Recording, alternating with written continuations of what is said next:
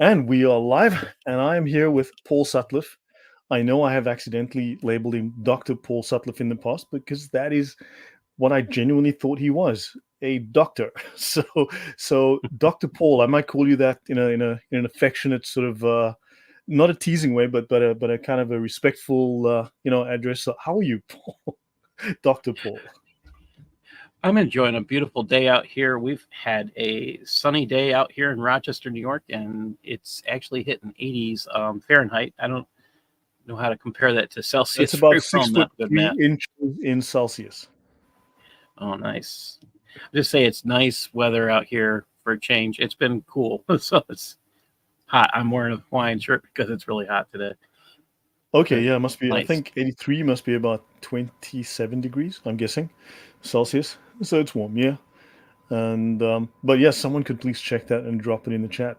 So yeah, everyone, today we're here to talk about the book, the Cancer of Civilization, Jihad, which is a real thing. It's a real program.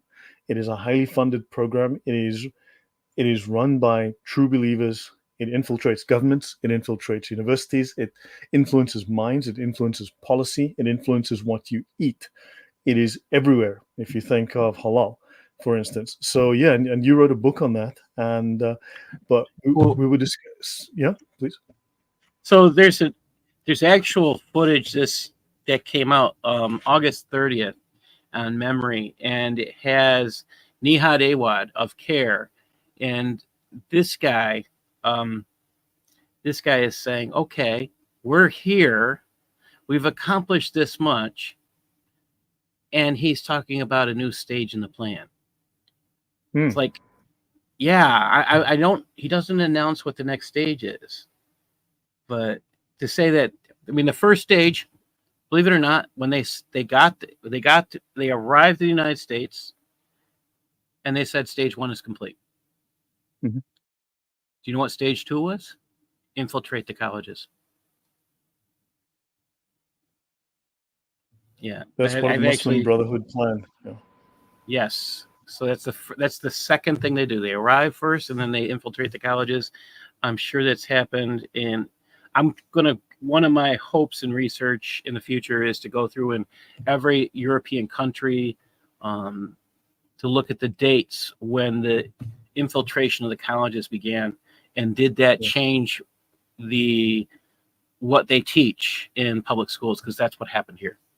Yeah, I think the US 63, the founding of the MSA, Muslim Students Yes. Association, and they forged links. And in fact, there have been hundreds, literally hundreds of offshoots of that, all of them related under different names, but actually part of one controlling body, one sort of overarching purpose.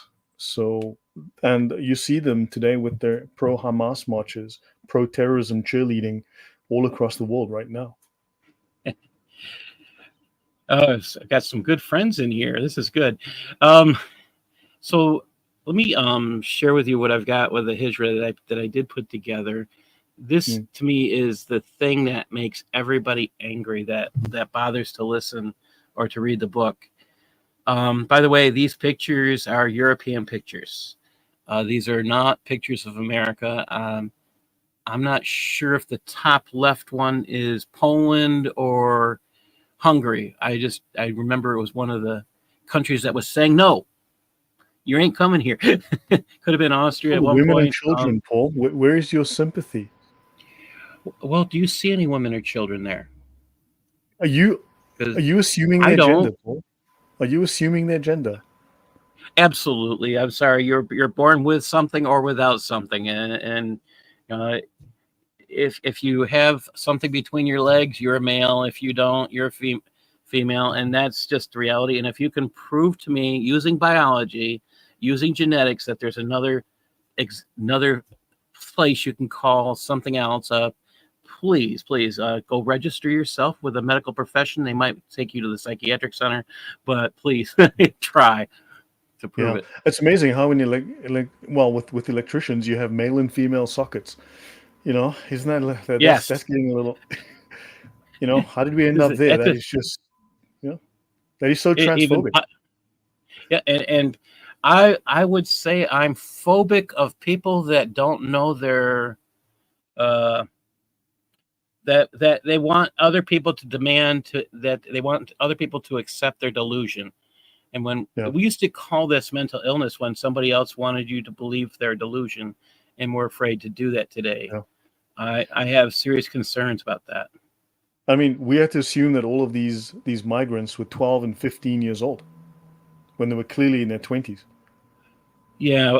When I was in Sweden, this is again part of why I wrote this. Is I took part in a fact-finding expedition on the Islamization of Europe, and it was led by the Middle East Forum. And everything I learned in France and Germany and Sweden, just kind of, it's one thing to read about things in the news.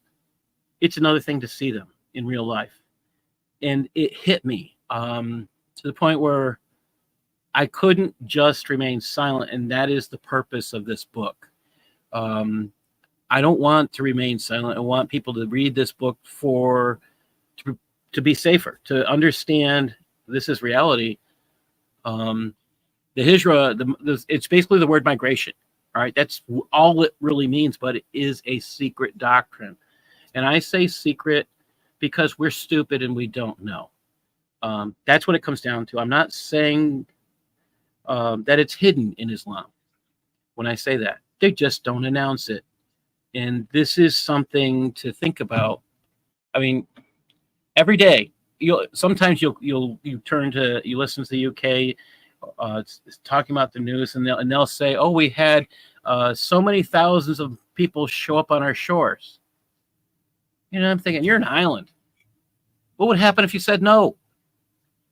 I'm in France, and we're in front of their in the Interior Ministry in France, and they're saying to us, I said about everything about the refugee process, how you become a citizen in France, and I asked a question: what happens if they choose not to follow through on all the requirements to be a refugee and to be a citizen? You know what they answered? No, we can't kick them out. I was like, what? My next question, I think they left after my next question is, are you a country or not? This is the head of the Interior Ministry, one of the heads of the Interior Ministry. They didn't like that question. Yeah. You can't kick them out. I'm like, okay. I don't know if they would say the same thing. That was in 2016. I don't know if they would say the same thing so they have no boundaries. Yeah. That's the problem we have in the United States currently, and this is the stuff that gets me going. Like, you have to have a boundary if you are a country. You have to be able to say that. Now, let me get this going. This is the stuff that I think we're stupid about in the United States and in every country that's being taken over by Islam.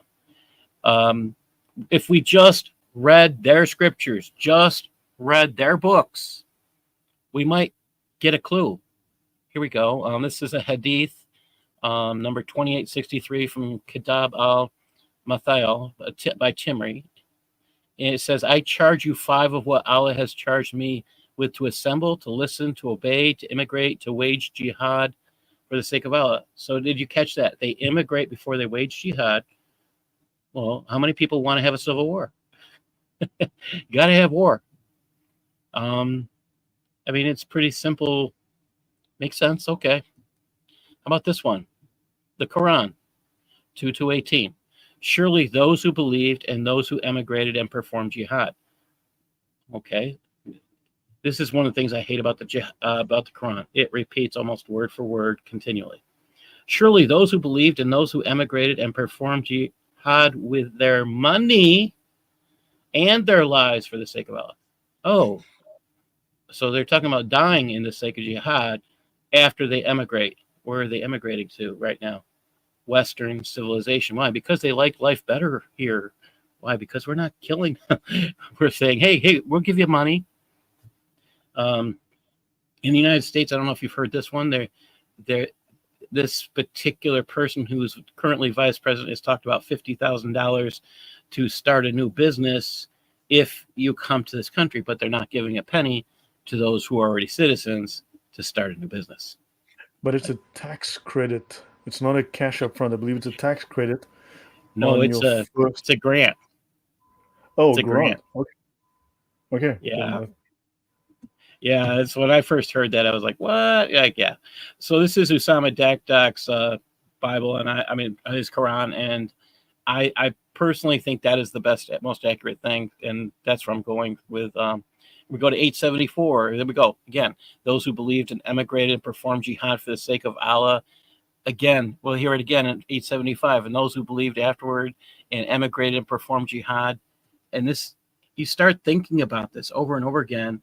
It's not made make believe. We're not making this stuff up.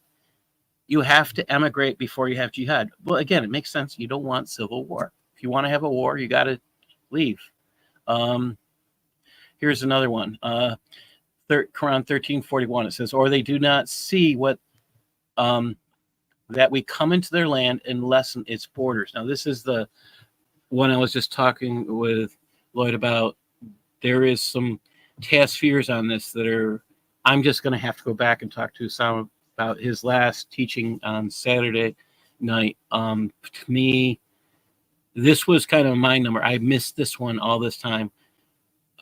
This is what the Tasfir said about this is, again, about coming into a country, lessen its borders. Now, when they're talking here in the Quran, and if you look at the Tasfirs, it's like they move in and they slowly take over. Oh, lessen the borders. Who's taking over? And they say in the Tasfirs, this is the Muslims taking over. So this is stuff I want to come back and I'll do an update to this book because I want to fix a few things, but this is kind of mind-numbing. By the way, the book won an International Impact Award in the field of psychology because I wrote about social norms, which is social psychology. So we're hoping for something. I put it up for a couple others. We'll see what happens. All right. So Here's a very in the interesting United comment. States, There's a very interesting comment here by Cargo Crew saying, creating chaos, damaging public property, taking welfare, not joining the local army, not paying taxes, common modus operandi. I mean, for yes. one, they do create chaos. They do damage public property. They also destroy historical monuments, which means that you start to destroy people's attachment and memory and loyalty. You attack their identity, and also you start stripping them of that identity, taking welfare, which also sucks the treasury, the coffers dry. And in fact, this would be one strategy of warfare. This is a well-known strategy of warfare to actually undermine the state to the degree that it cannot function, that it cannot fight against invaders. In Britain, with not joining the local army, more British Muslims joined ISIS than have joined the British army. I mean, and they don't pay taxes, but they take from the public taxes. So yeah, this is a military strategy, and it is pernicious. It's destructive. I think you hit it nail on the head. Cargo Crew. The thing about public property, you had, let's say, this is one of the things that I saw recently. I think it was Italy. I've seen the same thing for France. I've seen the same thing for Germany. I've seen the same thing for England. All these places have historical monuments, and a lot of them have crosses on them or churches, and they're all being attacked and destroyed because it offends the Muslim. Well, I'm sorry, you didn't live here. You're not part of our history.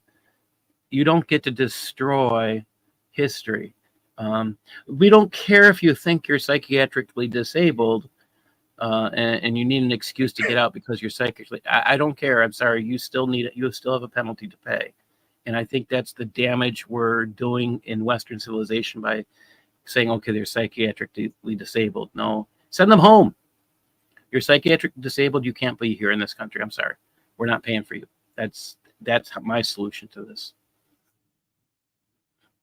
That's what we used to do here. We had Ellis Island here in the United States. If you were going to be a burden on the taxpayer, we would send you home if that was the case. We thought you would cost too much.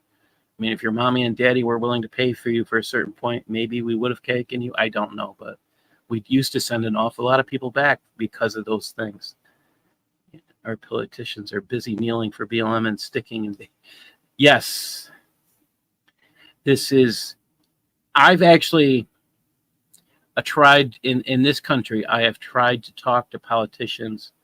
I have a proposed bill, I should say, joint resolution for Congress, and it basically says the Muslim Brotherhood within the United States has declared war on the United States, and all the joint resolution does is recognize that the Muslim Brotherhood, they have, if they would sign this and approve it, it's not, doesn't become a bill, it doesn't become a law, it's a joint resolution, and a resolution has no force of law. However, if both houses, the Senate and the House, sign this saying, yes, the Muslim Brotherhood within the United States has declared war on us, what can happen? I'm in the middle of revising that. That would end CARE. That would end ISNA. That would end the Muslim Student Association. I can't tell you how many mosques it would close because they're financed by the Muslim Brotherhood. So these are things we need to look at. And again, this push for migration for the purpose of jihad is all behind this. I did put this picture in of Somalia for Somalian Muslims in Minnesota for a reason. One of the gentlemen I know is a great patriot, Jim Delaney, who used to be the head of our local Catholic center for that did refugees. Well, when the Somalians came over, it killed his reputation, and it was something he couldn't understand.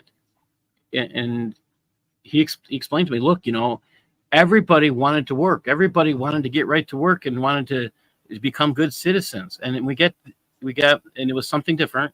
You get Muslims in here, and they don't want to work; they just want to collect the funds, and they want stuff just for them. They want free stuff. And what actually happened during this time period, I got involved looking at, in the United States, we have, there's a claim that the federal government pays for refugees. That is totally untrue.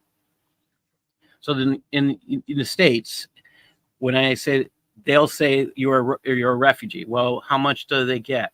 They get a few $1,000s a year, but it's only for 1 year. Okay. The minute you come in, minute these people who are, again, these are legal refugees. Understand that. We're not talking about people who come here illegally. That's the other part of this. These are people who came here legally. In the United States right now, we're not even, you can't even put them in the same boat, because if you got someone who's already broken the law to come into your country, you don't know what kind of laws they'll break if they think it's okay to break one to come into your country. That's regardless of what country you live in, something we all need to think about. I used to work as a bouncer and at nightclubs. I did it for about 10 years. And one rule that we had is that if someone disrespects you at the door, you do not let them in. Because once they've had a couple of drinks, they will be a nightmare because they will have zero respect for you. So you have to turn them away at the door. And you've brought in people that have given you zero respect. They're criminals. And you've given them the red carpet. They have no reason to respect you. And this is the thing people need to realize. In the one thing I didn't put in this book, I did put in my last book. There are people who really reported on when this started. Bat-Yeor did an outstanding piece on this. And I can't think of the other lady's name, but an Italian lady journalist. She did an outstanding. She has a book that's, can't think of the two books she has. Blue one, they call them blue, or blue and red book. But together, these two ladies exposed when this started in Europe, and it was right after World War II, that they were recruiting Muslims to come to their countries to replace a lost labor force. And who's paying the price? It's the average citizen today. And Germany, I don't even want to think about how bad it is there. I am proud of those Germans who have said no, who have dared to stand up and do protests. So I wish my home mother country, which would have been England would actually stop pandering. My family's been here 400 years in the States, so yeah. All right. Here's another hadith for this. It's this is from Sahih Bukhari. The Prophet said, "The reward of deeds depends on intentions, and every person who will get reward according to what he intends. So whoever migrated for Allah and his apostle, then his migration will be for Allah and his apostle. Whoever migrated for the worldly benefits and for marrying a woman, then his migration will be for what he married for." I mean, migrated for. This whole purpose of migration, hijrah, is jihad. They go together. If you're migrating for Allah, you're there for the purpose of war. Understand that. These are two things they equate together. And yes, Hitler had those Islamic units fighting for the Nazis. And this is when I was doing a lot of research on civilization jihad, I was reading about it was called Radio Free Europe, or was it was something the United States started in Germany, and it was our goal to reach through the Iron Curtain after we beat the Nazis, and they started giving Muslims a platform to broadcast their Muslim Brotherhood Network goals, and they were doing it because apparently the Americans weren't smart enough to get a good translator. Yeah, it's kind of mind-numbing when you actually. I haven't been to. Why don't they go to UAE?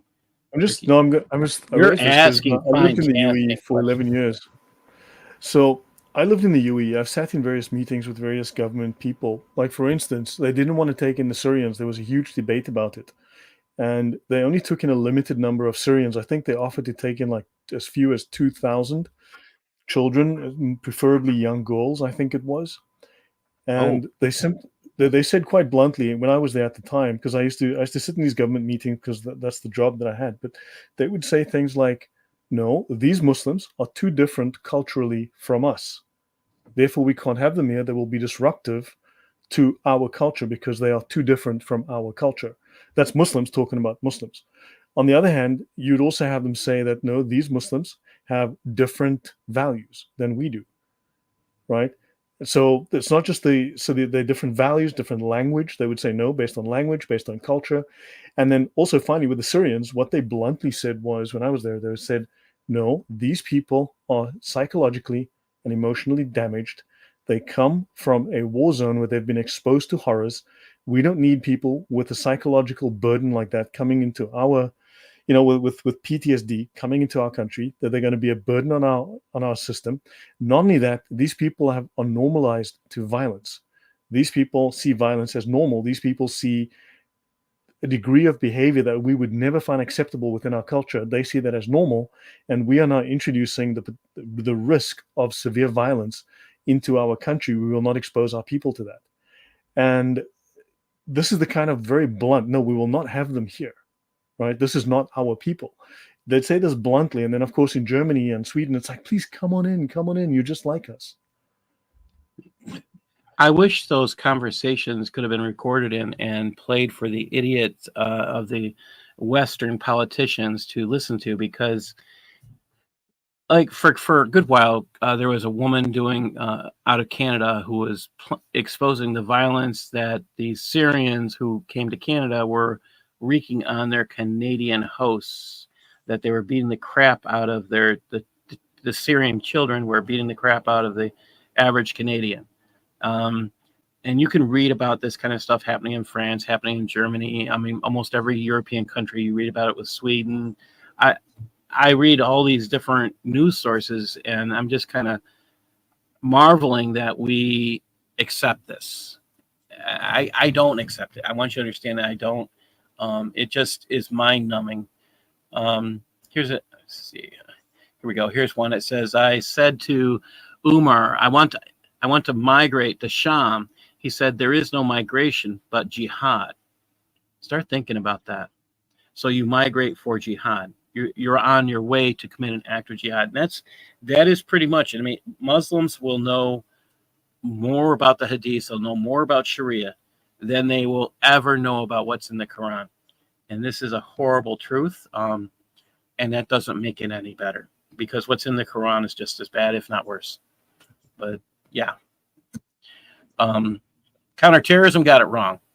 That's the stuff that gets me. A counterterrorism magazine gets it wrong. I mean, they deny history, and when I'm looking at stuff like this just ticks me off. Here, I studied intelligence analysis, so I could go say I had some credibility, and I go to look at the magazine, and they have no clue. I mean, come on. You guys are supposed to be the experts, the analysts, right? Why can't you read what Islam says about the Hijra? I mean, why couldn't they have just pulled up this? Anything I've shown you is open source. What's so hard? You guys are supposed to be the intelligence analysts, and you can't figure it out. I'm disgusted. Here's another one that got it wrong. Counter Extremism Project, which I think is the stupidest name for a project. What is extremism? Somebody, please come out and define it. I'd love to have someone. I've actually interviewed people from the CIA, people from the FBI, people from various different networks, asking them their comments on extreme. How do you define extremism? I got no answer. And in fact, one guy just started laughing. And I think that's actually the right response. What is extremism? Are these guys just Muslims? Oh yeah, it's standard Islamic belief. All right, it's not. Mm-hmm. It's made up crap to call it extremism. It's made up. It's not true. And again, historically erroneous. These are the intelligent wonders. This is Sweden, and this was 2022. Islamist Party promises takeover of the whole of Scania. That's a town. I mean, you can go look up this source. Anybody wants it, I'll send the link. You got another one here. Do you think that these Western politicians are complicit, or are they afraid, or are they bought off, or a mixture of all of the above? Add in stupid, willingly stupid, which is the word ignorant. Or they're also just overwhelmed and scared, and then thus they turn a blind eye. I mean, so that's willfully, as you say. I think that the only way I say they're, I think they are afraid of one thing. See, they've got the Muslims voting for them, and they figure that if we keep getting the Muslims voting for them, they might get back in office. If they get the Muslims to stop voting for them, they won't be in office. They won't have their power. So they're catering to a people who is destroying their own. They're catering to the people who want to destroy them.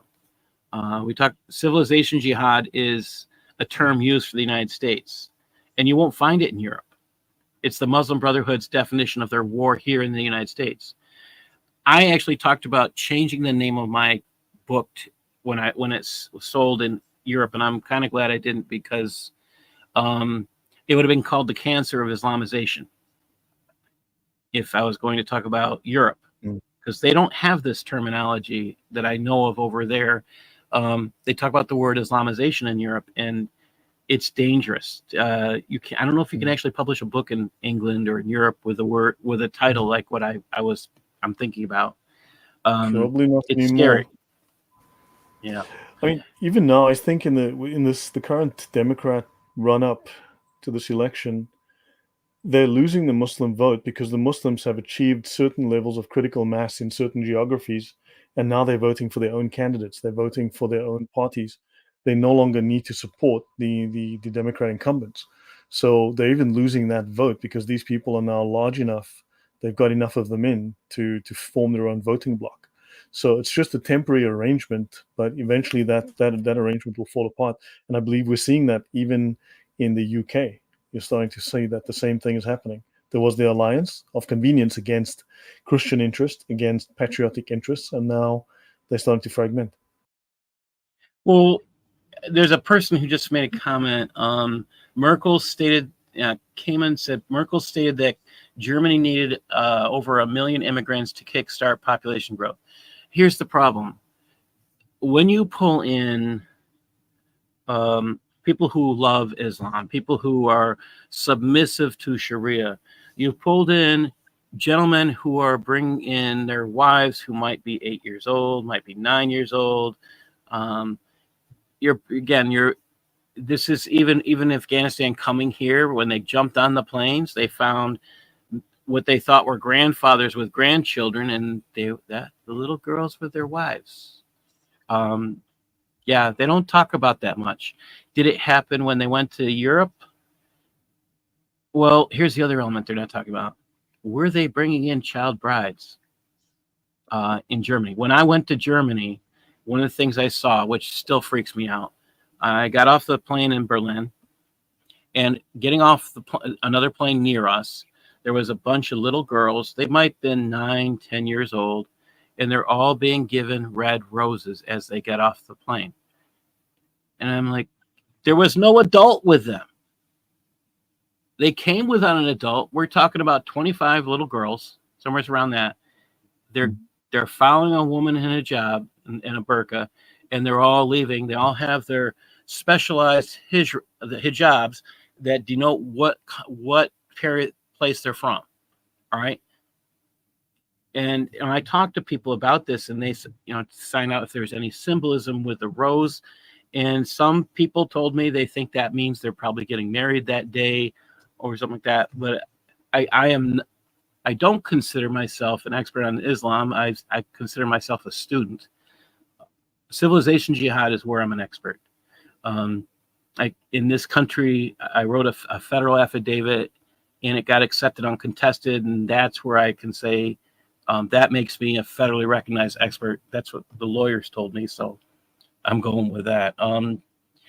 This little sheet here you see in front of you is just one of the crimes. There are literally hundreds, and if you're in Europe, you know it more than anyone else. Unfortunately,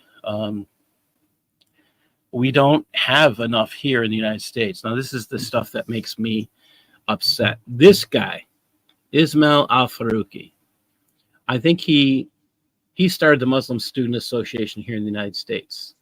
And the year here, 1986. Now, he's already been in the United States since 1961, I think. He's here. He's over in Europe, and he's giving this speech in London. And he says, we are here to stay. We are here to plant Islam in this part of the world, and we must utilize everything in our power to make the word of Allah supreme. In the presence of living here, we can become ambassadors of Islam. I'm going to skip down a little bit. It says, we want to live henceforth as if we were muhajirs, companions of Muhammad from Mecca to Medina. And so let us invest our, hijrah with this new meeting. Let us appoint ourselves as ambassadors of Islam in this country. Let us begin a program of real action. Oh, That's a political program. That's not religious. yes. But as you and I both know, there's no difference. There's no separation of the concept of church and state. There's no separation of Islam from politics. And this is where politicians are stupid. They believe something and accept it without any facts. This guy I consider one of the most dangerous men to have lived. He started the Muslim Brotherhood here in the States, and he went back to England to speak and promote the Hijrah. I think he's dangerous. This is stuff that happened. This one here is Dearbornistan, this picture. And they want a separation from the rest of society. You have to organize is the other part of this. I could never pronounce. Are you saying Dearbornistan? So if Palestine can become a separate country, a proper political entity, then the Dearbornistanis who are an ancient race who settled in America 1,000, 2,000 years ago, who've been oppressed by the native, actually who are not natives, who came much later, these white people from Europe, who displaced and oppressed the Dearbornistan people.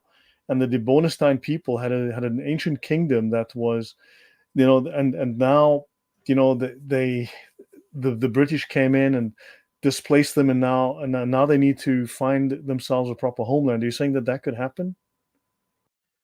I will tell you right now, there are actual cities in the United States where the entire city government is run only by people who are lovers of Sharia, and Yep. that is problematic. Is that happening in Europe? And when Yes. will they secede? Because they are carving out little city states, and pretty soon it'll be a little tiny nation state, and eventually it'll be, well, we'll take this complete state. What the heck? Well, the other thing I think people miss is, so this year I've been learning a lot about this word ummah, and ummah is the word for nation. When Muslims talk about the ummah, they're talking about an Islamic nation. Are they talking about, if they're talking about an ummah for England, or they're not talking about an ummah for, they're talking about every Muslim being part of a separate nation. Well, one of the problems we had in the United States during the time of JFK, when he was running for office, nobody trusted JFK because they considered, if you were Catholic, you were a member, you part of the Vatican. You voted for, you had a leader that was a foreigner, and we don't realize every Muslim basically holds themselves separate by putting up the ummah. I mean, this is their belief. They talk about it over and over again. I do want to point this piece out, because when Muslims migrate, they never go without organization. And this is the thing that should make us all thinking about what's going on. You may see what looks like coming into your country or wherever you are, it looks like chaos. I'll tell you this, it was organized to look like chaos. It was organized to make it look like there's a whole bunch of people coming. When I was in 2016, this is after the big hijra they talked about. I was there in 2016, and they were all talking about who they thought was behind it. Each intelligence agency, I'm talking about France's intelligence, Berlin's, Germany's intelligence, and Sweden's intelligence, all had the same answer. They believed the Muslim Brotherhood was behind this massive push of the hijra, and they said it was because they were receiving everyone. And I mean, it was interesting. Same question, 3 different intelligence units, 3 different countries, and they all said the same thing. Yet, what are we doing to stop it? I mean, you're the intelligence agency. What did you do to stop it? Nothing. Yeah. It just I makes mean, me. the UN is also very much behind it. I mean, the UN must, in Yes. some way, be, as an institution, be complicit, because you're looking at the Global Compact for Migration, which also mandates this. However, because it's not a treaty, it was never signed, was never ratified, never validated, it is not a pact which would reach legal status. It's a compact, like a series of suggestions. However, it effectively is mandatory upon all countries that are part of the UN to accept a certain amount of Muslim African refugees. Or at least they call them refugees. These are not refugees. So you And have to that's the other accept. thing. That's a huge thing. Now, when European papers, news sources, talk about someone who the United States might call a refugee, if they believe the United States, somebody from the United States is reading this, they'll use the word refugee. When they're talking to their own people, Germans, Polish, whatever, they use the word migrant. They'll use the word Southern Asian. They will not use the word refugee. And this is one of the things I continually notice. They'll say national. That's a newer thing in the past few years. They started using national from a different country, Albanian national, but they're not, it's smoke and mirrors. They don't want people to know what's going on. Maududi was a big thing about organization as well. And this is the guy who Said Qutb learned from. I mean, there's a lot of different stuff going on here. You Professor should Ali. take a moment to read some of what they say, because you're not saying, I mean, Yeah. you're skipping over. So Okay. we've got some time. We can always come back and do a part 2. So, I mean, Okay. don't be afraid to read Okay. some of these. Because look, So one this. thing I've learned from an audience, having done this for some years now, is that nobody Yeah. reads your slide. All right. So this one. These aims cannot be realized so long as power and leadership in society are in the hands of the disbelieving rulers, and so long as the followers of Islam confine themselves to worship rites. Only when power is in the hands of the believers and the righteous can the objectives of Islam be realized. Are you catching this? Only when the power They're talking about taking over our government, people. They're talking about coming in and taking over the government. And this is by Maududi. And This also, is you just, are then conversely the unrighteous because you're not a Muslim. yes. Yes. It is therefore the primary duty of all those who aspire to please Allah to launch an organized struggle. Jihad. Well, Mein Kampf. yes. Yes. Well, have you seen it? Well, no matter where you live, have you seen these nice little camps at colleges that protest Israel? They're really being pushed by Muslims. It's being created by Muslims for the purpose of expressing their hatred towards Jews. Yeah. And they're following men who have written things like Maududi. Maududi is scary. And it says they must spare neither life nor property. Now, hold on. Are they referring to their life and property or your life and property? Well, who aspire to please Allah to launch an organized struggle, sparing we're not going to spare our life. They're not going to spare. Okay, we're not allowed to see what they take, but property according to Sharia, it's theirs. It's their property. They're coming to take what's theirs. Doesn't matter if you own it. It's theirs according to Sharia. And that's this. Yeah, securing power for the righteous is so fundamental that in neglecting this struggle, jihad, one has no means left to please Allah. If you neglect the jihad, you can't please Allah. Are you catching this? This is the purpose of the hijrah. And how can they not know this? This is the stuff that really bothers me. Communists use struggle, and I don't think they use it the same way, but I think they learn. It almost makes me wonder if Marx learned from jihad. But think, Islam is a revolutionary ideology. If you realize that, if you look at Marxist socialism is revolutionary. It requires violent armed overthrow of government. It requires violent armed insurrection to overthrow the government, to depose those in power, and to impose your will. That is communist. That is, let me rephrase. That is atheist socialism. So this requires it, and so does Islam, because jihad is the exact same thing, to use violence to impose Islam. And so that those two ideologies do share a common root there as well.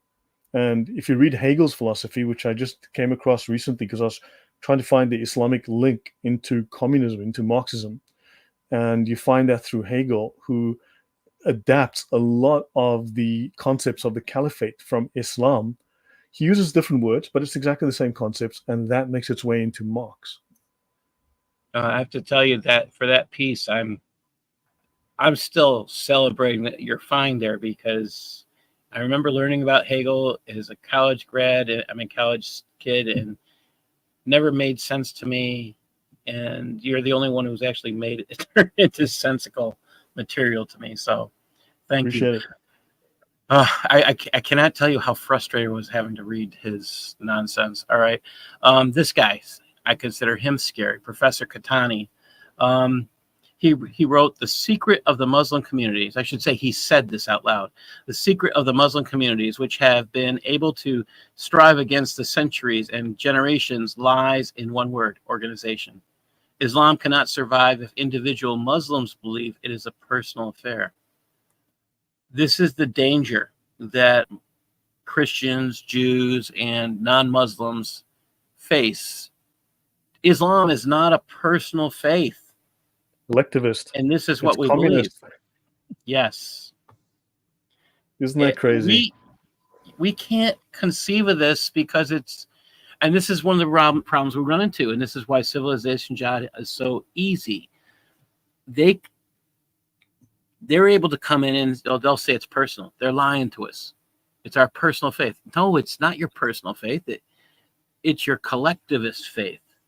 Start thinking about this. Yeah.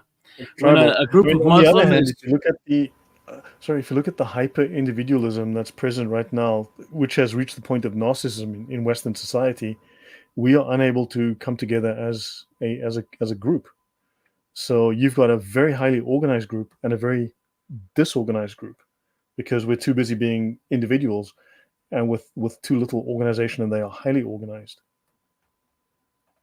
And this is again, all this stuff I'm sharing, by the way, again, I might have studied intelligence analysis, but I have never had a clearance. All right. That's something to think about. Everything I'm sharing is open source. Anybody can find this material. It requires doing lots of reading, uh, falling in love with research, and learning a lot of stuff that you don't know, and finding a deeper hole to find out more that you don't know. But it should bother everyone that I can find this stuff and your local government can't. PC bosses edit the conclusions. You know what? This is actually Philip's writing about something that actually happens in the States. I don't know about other countries, but that's one of the things I actually had to study. He's right. He's 100% right. Yeah. I don't know. I'm kind of disgusted when I read about how the bosses take the work of the analysts and it's their job to communicate to the politicians or whoever's asking stuff, and it's how they decide what's important. That was one of the things that made me kind of disgusted with what I was learning. But yeah, don't forget, let me finish. One of the Sharia tenets is to keep the peace. You're allowed to lie under the Sharia. The Imam can lie to his flock, or to anyone for that matter, to keep the peace. Now, if you extend that into, let's say, the state, they're allowed to lie to you about what's happening with immigration, with the Islamic influence on Western society, to keep the peace, because if you knew the facts, you would end up rioting. You would overthrow the government. There would be social unrest at the very minimum. So think about that. They are following the Sharia. This is a Muslim precept that's being followed here. I would say that's exactly. I was thinking that when the riots started in England. When the riots started in England a couple weeks ago, they were riots against who they thought. Here's the thing I'll say about the guy who killed the kids. No one ever talked about his faith. They talked about his parents' faith. Please understand that. The accusation was that he was a Muslim and that he was a foreigner. There are no articles that I can find anywhere that discussed his faith. They only discussed the parents' faith. Now, yeah, those riots and then their action, the government's actions, they start arresting people for discussing the violence that is happening by the migrants who are primarily Muslim, almost I'd say 99.9%, that's being brought into their countries. Isn't that a good reason? I mean, is your government not supposed to listen to its people regardless of the government? And they didn't want to listen to it. They started arresting people. People got 5 years for posting something on social media. I think it's maybe 2 years, 2 to 5 years, just posting something on social media. That scares me. I think I look, yeah. Yeah, go on. I look at England again. My family's been here for 400 years. I'm scared. Can I go to England and say what I think? Would I be arrested for telling the truth? And that's there was a video the other day, a couple weeks ago. A teacher was out there. We were talking about guys and girls, and the teacher refused to say that his student was a different sex. Because the teacher refused to do that, they arrested him. But there are only two sexes. I mean, the whole transgender insanity or transanity is about there are many genders. Whereas there's no dispute about how many sexes there are, because archaeologists still only find skeletons of men and women. So it's the whole fantasy, the made-up aspect of gender, which goes back to John Money, and that who was himself a little, let's just say, he himself was a little bit of he wasn't a notepad text file. He was definitely a PDF file, right? So you've got this issue because honestly, and these LGBTQ plus people can't have their own children, so they have to, unfortunately, take yours. And this is supposedly the argument for bringing in Muslims is your population is going down, and they want to bring the population up by bringing. In the United States, the one thing that I put in my book is in the United States we have a historical cultural reason not to do it, which is the war that that Jefferson started, which started the Marine Corps. We were at the shores of Tripoli. We fought the Muslim nations who wanted us to pay tribute, and we won. We kicked butt. Now, did we start paying tribute again? We stupidly did. God knows why. But I look at, we need to be very cautious about who. I don't care what country you have. You have to be cautious about who you let in, and we're not doing that. That's extremely problematic. Yeah, let me share something for a moment. 90%, and this is a fact that we got there, 90% of 43,000 extremists on MI5 watch list are, and I hate this word Islamist, it is a fabricated, manufactured word, Muslim. By the Say Muslim Brotherhood. Muslim. Yeah. Terror Yep. suspects. And police are obsessed with catching far-right extremists. In other words, normal, regular British patriots and citizens who protest government policy. So previous number of suspects have risen from 20,000 to 43,000. Is that in 1 year? Former counter-terror chief says the new total is 9/10 Islamic extremists. Call them terrorists. I mean, imagine you have a Baha'i extremist. What does he become? More chilled? More relaxed? Right? Or a Christian extremist. He wants to tell you about Jesus. Yeah, exactly. This is, I mean, well, what if you have a milkshake extremist? He's gonna invent new types of milkshakes and a better blender, right? So you're talking about these are Muslim terrorists.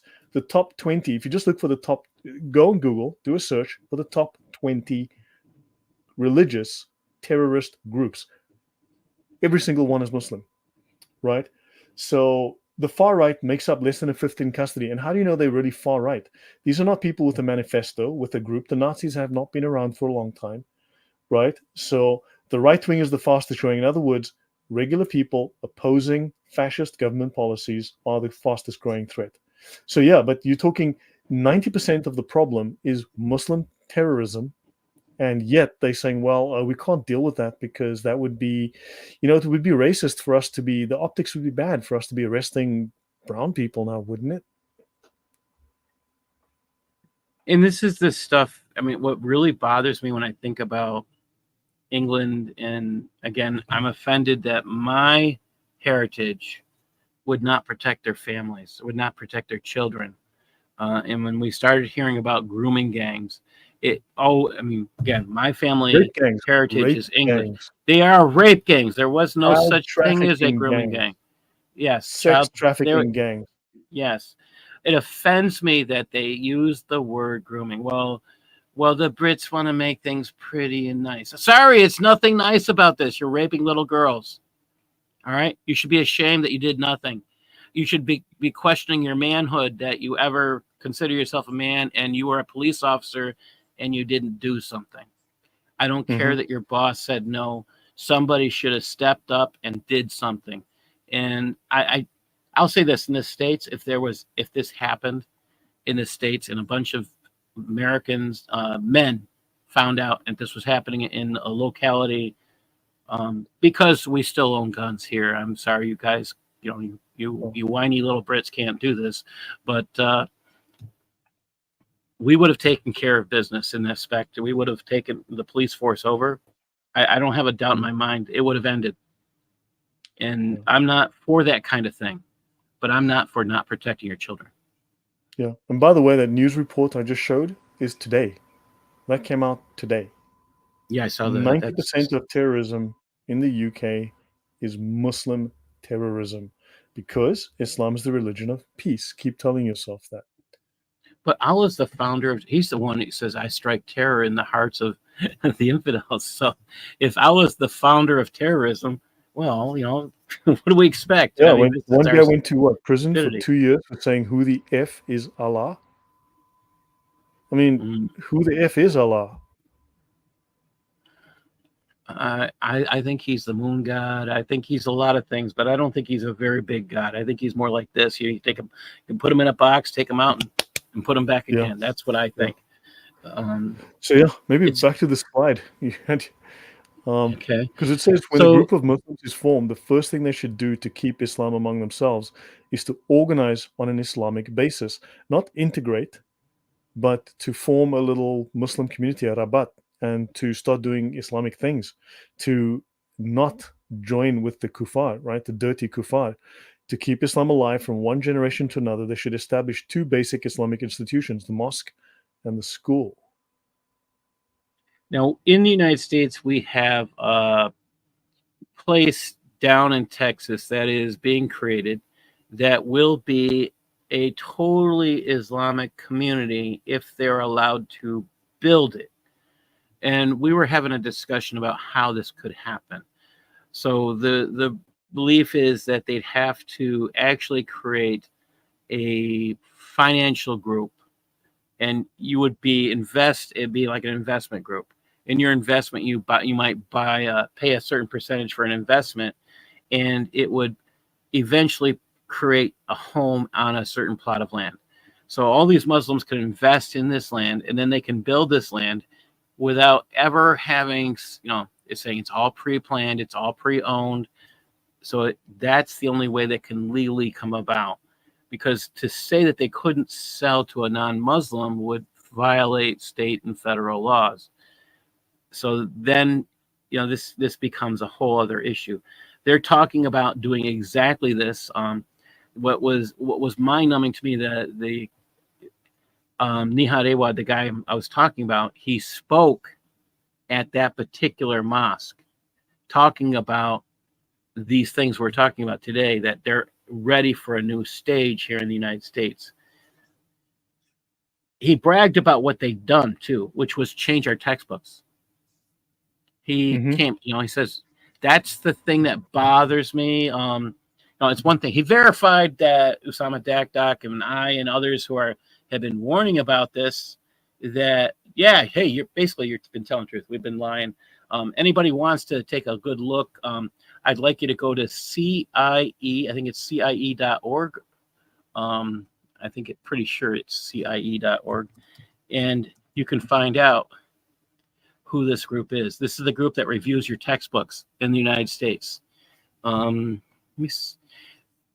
Yeah, that's IRCV, Institute of Religion Civic Values. Yeah. So, I mean, think about that. That is who's reviewing your textbooks. It's the Council on Islamic Education. I mean, this is the Crusades, medieval European and Muslim perspectives. Well, I mean, they're still bitching about it, to be quite blunt. Yes. So when I find this stuff out, again,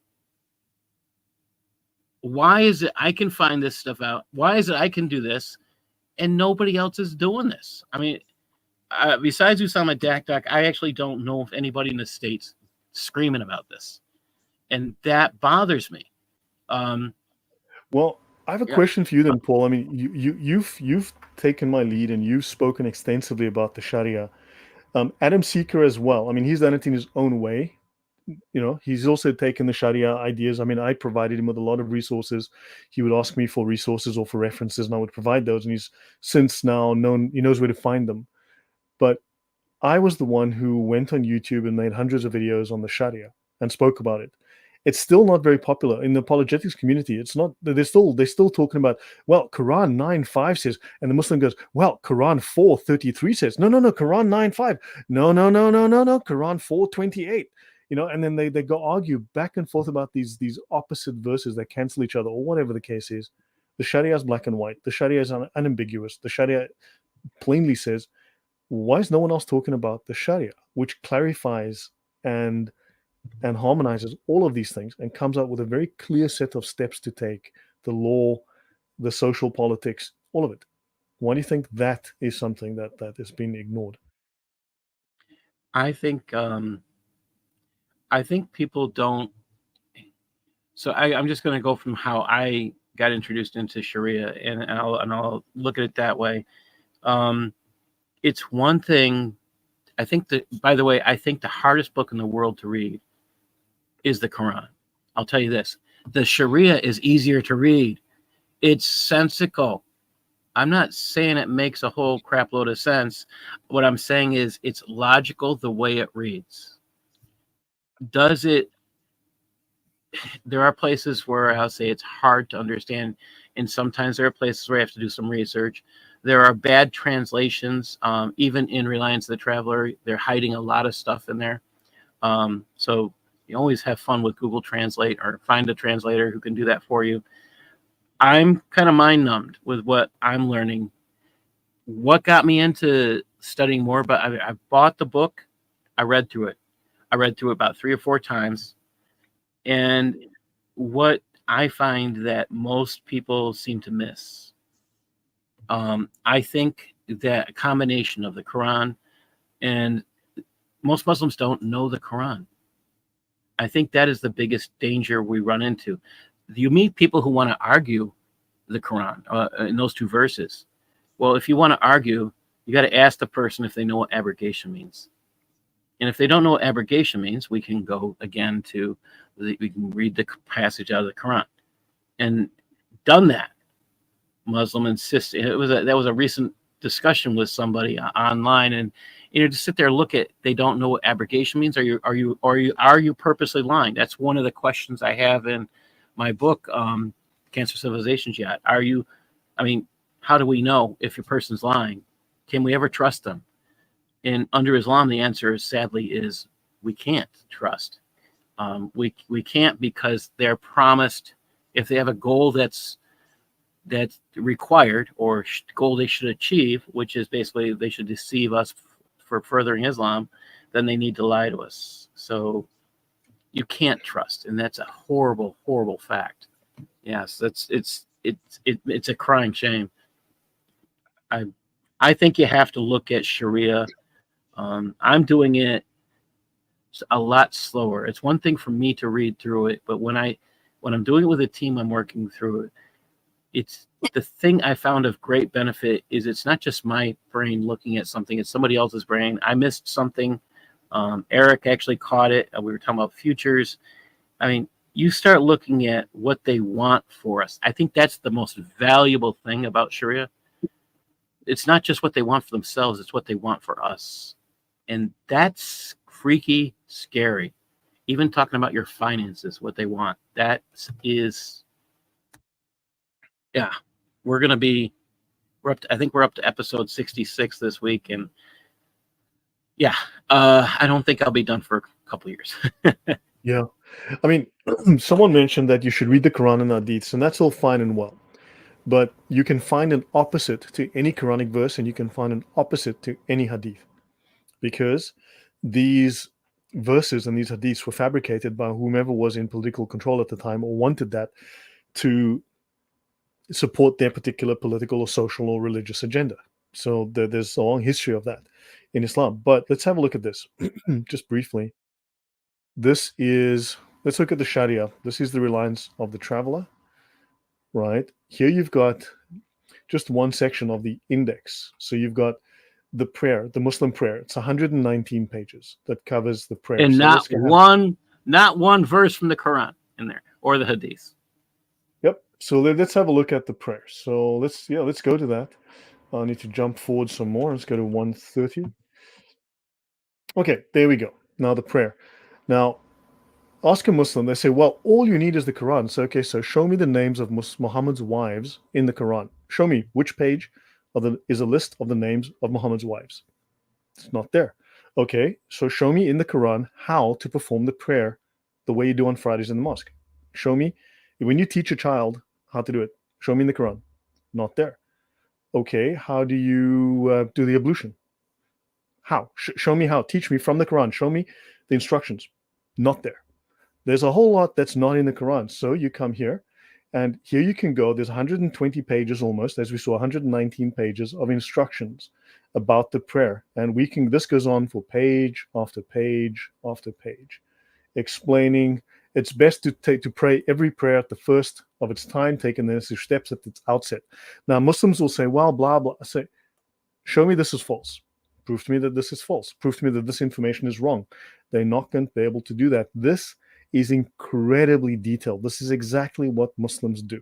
This is exactly what they're required to do, right? So you can learn everything you've ever wanted to know about Muslim prayer and were afraid to ask. You can learn the terminology. You can learn all the steps. You can learn the rituals. You can learn, you name it. It goes wild. None of this is in the Quran and will never be and has never been. So the Sharia is incredibly detailed.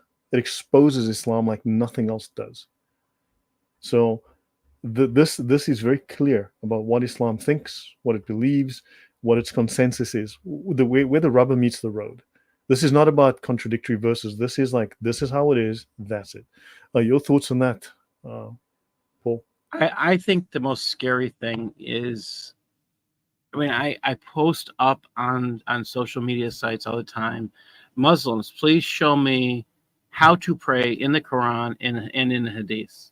I get crickets. I've had somebody refer to something. I says, but it doesn't show you how to pray. It just says pray.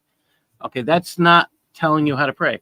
And I'll put it this way. In the Bible, it says they asked Jesus how to pray, and he tells them how to pray. He gives an example.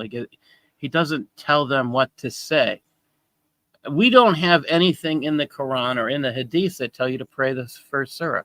There's nothing there. In fact, if you study the first, here I'm putting it in quotes, the first surah, you read the tafsirs, the first surah isn't part of the Quran. Wait a minute. In the Sharia, it says you must pray the Quran. So now the question is, are these Muslims reading something 17 times a day that they're not supposed to be reading?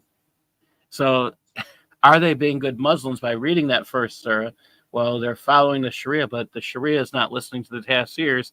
So now you're running into another problem. Yeah, but that's because you have such contradictory verses. You have such contradictory tafsirs. You have scholars contradicting each other. Yes. Left and right. They had to create a consensus, and that consensus is found in the Sharia. In the Sharia. That is the final opinion. I mean, listen to this. This is from the prayer, section F 1.3. Someone raised among Muslims who denies the obligatoriness of the prayer, the zakat, fasting, Ramadan, the pilgrimage, or the unlawfulness of wine and adultery, or denies something else upon which there is scholarly consensus, the ijma, defined in section B7 in this book, and which is necessarily known as being of the deen, Islam, necessarily known, meaning things that any Muslim would know about if asked, which means they must have a certain modicum of knowledge. They must have a certain minimum of knowledge.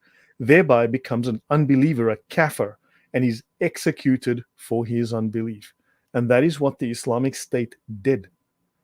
This is Orthodox Sunni Islam. This is normal, regular, everyday, strictly applied. Right now, they're not always strictly applying it, but ISIS did exactly this. Well, someone asked if I have a fatwa issued against me, and I'd say no.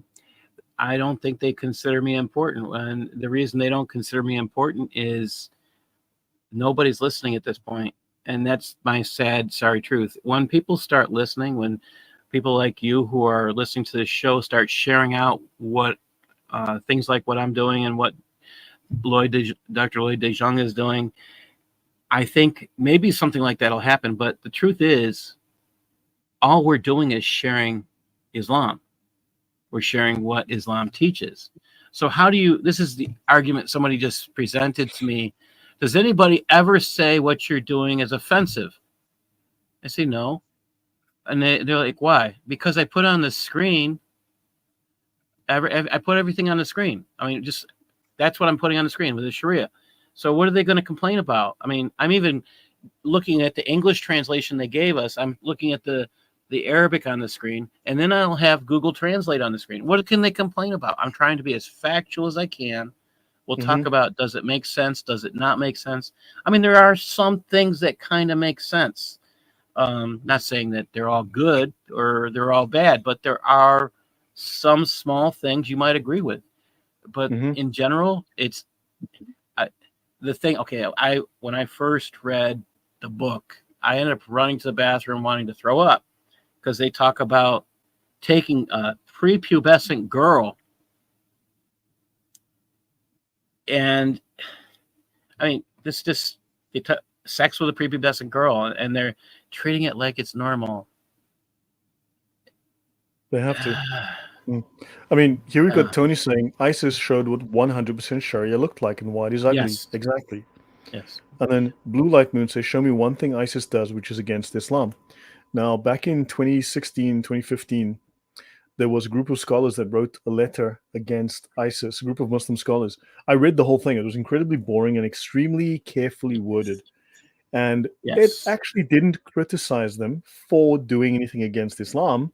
What it really said was is that you guys showed your hand too soon and you embarrassed the Muslims by acting before we were able to hide this, or you brought shame upon us by revealing this. That was really the problem that they had in that And that letter. was a letter by Muslim Brotherhood members who are it's just like two factions. And if you read Cuppa's milestones, you realize they're allowed to be at different stages of jihad. So you had Muslim Brotherhood saying, "Oh, we're not ready yet." You had ISIS saying, "We're ready, we're going."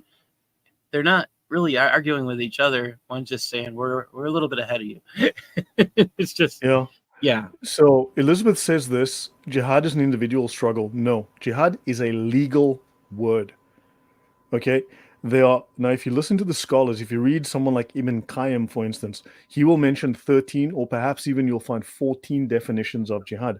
Muslims are She's always doing quoting some. somebody. I think I'm Oh, pretty okay. sure she's Okay, quoting fine then. somebody. But Muslims will always claim that Muslims are always required to do some form of jihad. There are 13 or 14 types, but there is only one type defined legally, right, with official sanction and authority, and that is warfare against non Muslims, specifically Christians and Jews, to impose Islam upon them.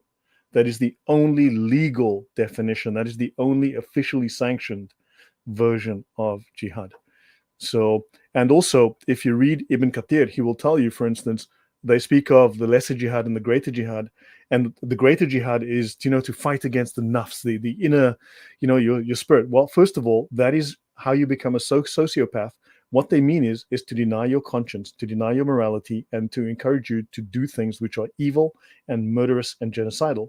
And two, all of those claims to the greater jihad are all based upon weak hadith, on fabricated hadith.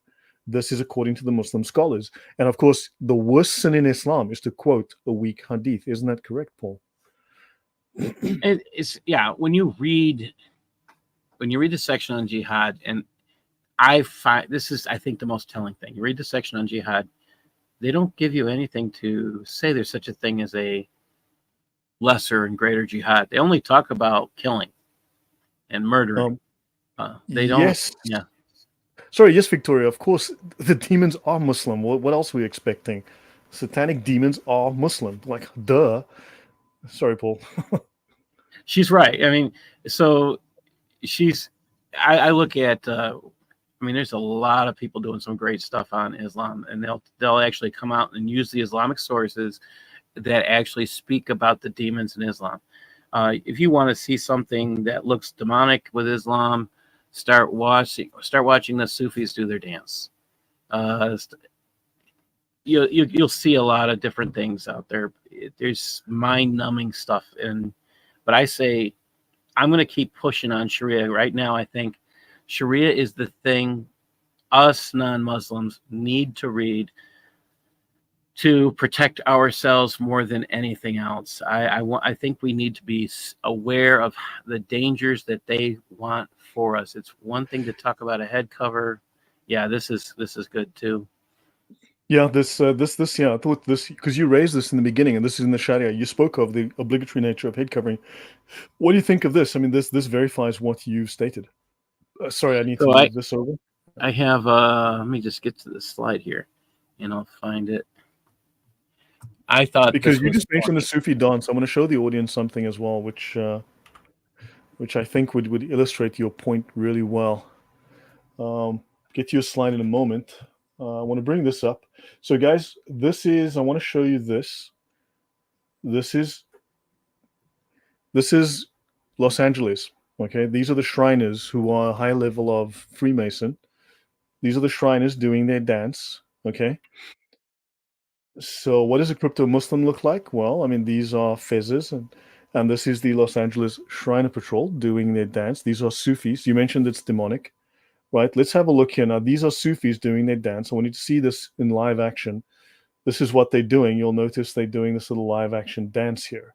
Okay, and it's actually got heavy chanting as well. And here's some Sufi circle dancing. Yeah. I'm not sharing the audio, but it's halla halla. It's this really deep bass. So I'll play it one more time. You guys can see it, right? And then let's have a look at how that translates. You said, now, please, if you have kids in the room, send them out of the room. If you're an adult and you're squeamish, you want to close your eyes at this point. But this is called the Tuhfat al-Mulk, the Turkish translation of Ruju Ashek ila Itsiba. And it's an illustrated Turkish, Ottoman, Muslim erotic manuscript. Okay, this is in Paris, right? And the author is Sheikh Muhammad ibn Mustafa al-Misri, the Egyptian, in other words. And does this look familiar, Paul, comparing what we've just seen? Yeah. Yes. So, And yeah. so the thing to think about, everybody, remember, if you take a look at they're going in a circle. Okay, where did they go in a circle around? Oh, the Kaaba. Okay, and what did they do when they went around the Kaaba? They went around it naked. Oh, this is according to Islam. They went around it naked. Oh, okay. Did they go around it naked with both sexes? Yes. Naked. Okay. And what are you saying here? So now you got to start asking yourself, how pagan is this? Yeah. If you can't see the occult, the pagan issues here, there's no worship of God in this. This is sick. There are things going on in Islam that people are not really aware of. So yeah, it's going on. It's getting to late o'clock here in Europe because it's Yeah. it's a school day for me. I've got school tomorrow. So yeah, should we do? I mean, this is great conversation. We can definitely pick this up Yes. again. I will not have an opportunity this week, or I might, but it's going to be very difficult. Otherwise, next week I am away. I'm traveling, so the next week I'm not available. I'll have a chance again the weekend, the after the following weekend. So after the Which 28th, is like the 29th, first week of first week the of first week October. of I'm good. October. I'm out of town the next week, so I'm going to be in North Carolina. Southern Evangelical Seminary is doing a huge apologetics conference. So if you're in Charlotte, North Carolina, and you want to go to a great Christian apologetics event, that's where I recommend to go. Yeah. Who is DQS channel? Sure. Get in touch with me. We did this. This is Dr. Kufarphobia. We did a series on reading through the Quran, and I have to thank him because I would never have gotten through it my first read without him. Sure. Yeah. Yeah. So in 2 weeks, basically the first week of October, somewhere around there. You think that's good? Sounds good. Yeah, that works. Yeah, I think. Yeah, somewhere in the first week of October. So we'll schedule a date. You and I will chat. It's just it's man, I'm having a really busy time right now as well, so it's hard for me to schedule things. But yeah, Paul, this was really interesting. I mean, this is a great conversation to continue and to go into more detail on the book. But just what you've raised, our authorities are letting us down. They are neglecting their homework, and it's up to us.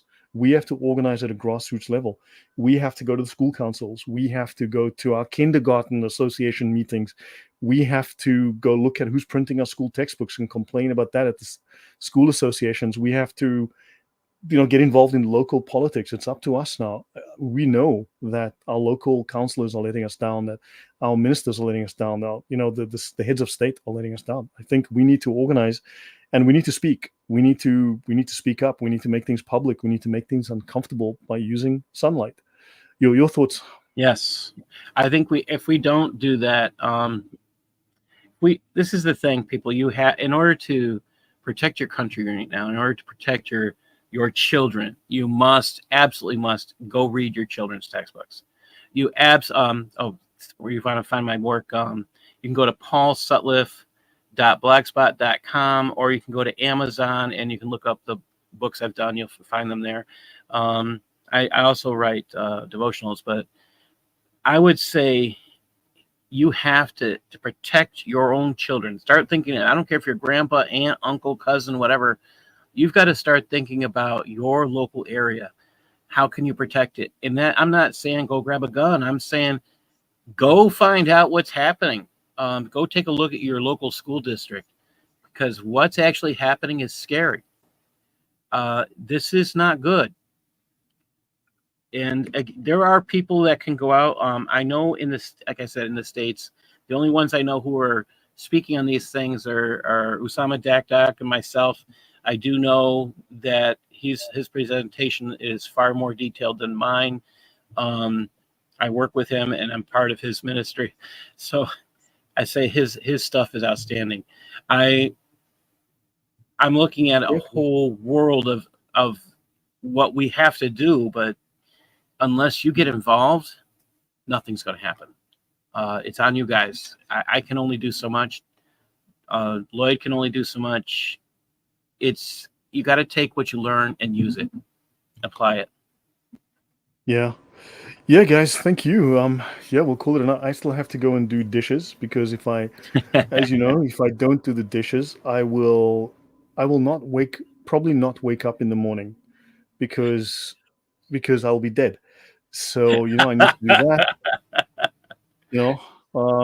I used to think, with all my training, my background, I was the most dangerous thing in the household, but I have since learned that I am not. I don't hold a candle to the most dangerous thing in this household. When you were a kid, you gotta your make the mom's wife gonna happy. Yeah, you gotta make the wife happy. Yeah. So DQS, I'm on Skype. So I don't know. Did you chat with him on Skype, Paul? Yeah, he's on Skype. Yeah. So get hold of me. Can you send me my Skype details, and you can just drop me a line on Skype, Yes. and we'll talk. I will do that. Yeah. Yeah, I won't have time for about 2 weeks. But I mean, I can chat, but I won't have time to do any streams or anything. This week is a big maybe, tomorrow or Thursday, but I'm traveling, so it's, I've got a lot to get ready, and I've got other stuff to do as well. So yeah, but get hold of me on Skype. We can chat. We can speak. And we can plan something for about 3 weeks from now. That'll be the easiest for me. So yeah, guys, thank you very much. Paul, thank you. This was really good. God bless. We should have shown your book. We should have shown the cover at least, and introduced people. But we did on the slide. Yeah. Yeah. There we go. And it's on the thumbnail. Yeah. It is a cancer. In fact, I had the Islamic crescent, which is a C, and then the words ANCER for cancer, which I thought was quite creative. So yeah, look, Islam is a threat. It is threat doctrine. It is enemy threat doctrine. We have enemies. Now, Muslims, individual Muslims here and there may not be your enemies, but Islam is an enemy ideology. It is antithetical to everything you believe. It is a cancer. It is a corrosive, and we need to take action to preserve our culture, and you have a right to do this.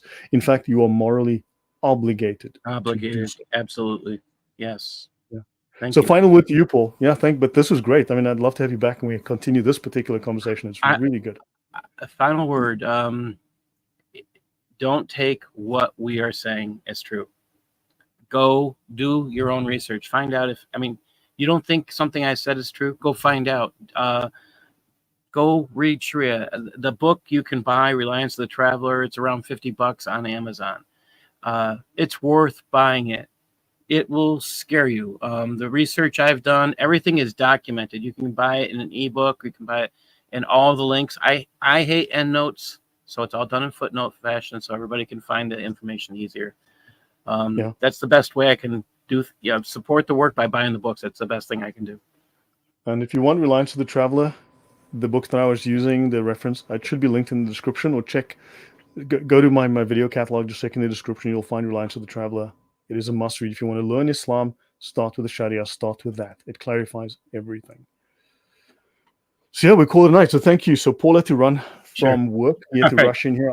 I came in late as well. So guys, it's been an hour and a half. It's been a pleasure. It's been a privilege. And I will see you all soon. God bless. Take care. I will be on Wednesday with the patriotic Christian from the UK to further discuss the issues in the UK. Had him on Sunday with Thunderous. And we were going for you two to also have a discussion, Paul, to bring, have a three-way with the, that'll be fantastic. And guys, I will see you on Wednesday. And then I will see you in about 10 days after that, because I'll be traveling. God bless. Take care, guys. God bless. See you all. Goodbye.